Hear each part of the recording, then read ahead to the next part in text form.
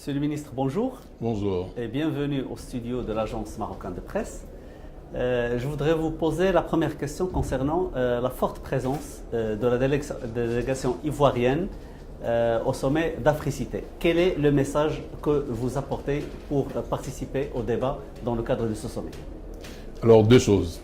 D'abord, pour répondre à l'invitation de Sa Majesté, le roi Mohamed VI, que Dieu l'assiste, répondre à l'invitation de l'Association marocaine des présidents des conseils municipaux, répondre à l'invitation de cités et gouvernements locaux unis d'Afrique, mais surtout de magnifier l'excellence des rapports, des relations qui existent entre le Maroc et la Côte d'Ivoire.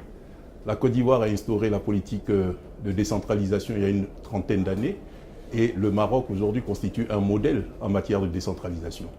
Nous sommes venus avec une délégation de près de 70 personnes pour pouvoir nous inspirer de ce qui a été fait, mais également, comme c'est un partenariat, de montrer aux Marocains et à l'Afrique de la décentralisation ce que la Côte d'Ivoire a pu réaliser et ce que la Côte d'Ivoire compte faire en matière de communalisation et de décentralisation.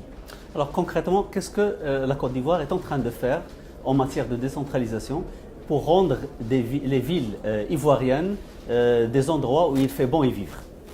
Alors, c'est d'abord le transfert des compétences que le gouvernement a donné en matière de principe de subsidiarité aux collectivités décentralisées, mais aussi de permettre à regarder les meilleures pratiques qui se réalisent dans d'autres pays et de le faire.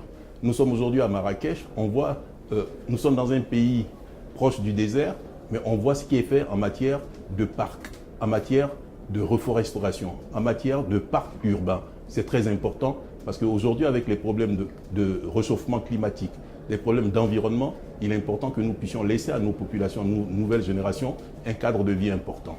Et tous ces exemples doivent pouvoir servir.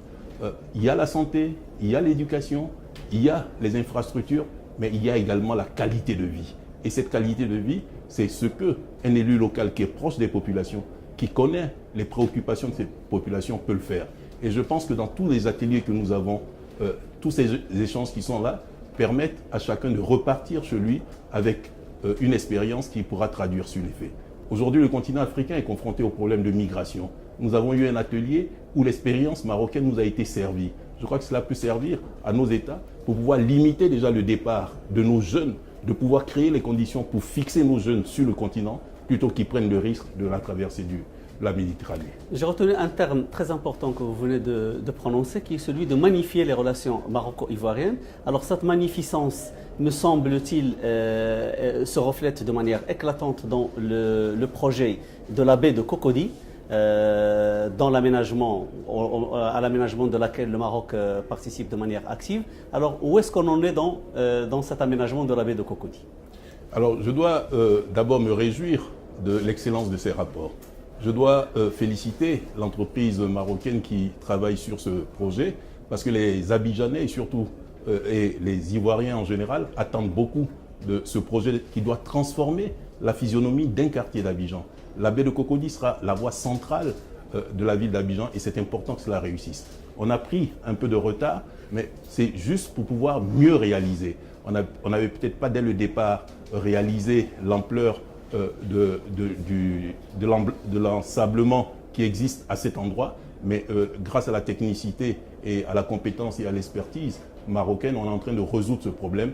Et donc, c'est quelques mois de retard que nous avons pris, mais je peux vous dire que les travaux avancent, parce que moi, mes bureaux sont juste à proximité. Je suis à un 10e étage et je vois les travaux tous les jours. Et cela me permet de suivre l'évolution de ces travaux. Je peux vous dire que c'est en bonne voie.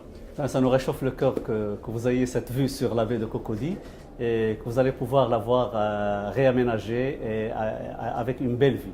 Merci beaucoup, Monsieur le ministre. Si vous permettez, je suis maire de la commune de Treichville à Abidjan et j'ai une forte communauté marocaine dans cette commune. Je leur ai dit, chers frères, il y a un boulevard Félix Houphouët-Boigny à Casablanca. Absolument. Il y a un boulevard Hassan II à Cocody. Faites en sorte qu'une des voies principales de Treichville porte le nom d'une grande personnalité marocaine. Alors je pense que cela sera fait bientôt parce que nous allons créer des liens de jumelage entre Treichville et une commune marocaine. Je crois que votre appel sera entendu sans aucun doute. Merci beaucoup, Monsieur le ministre, C'est moi de qui nous vous avoir dis honoré merci. de votre présence. Merci à vous.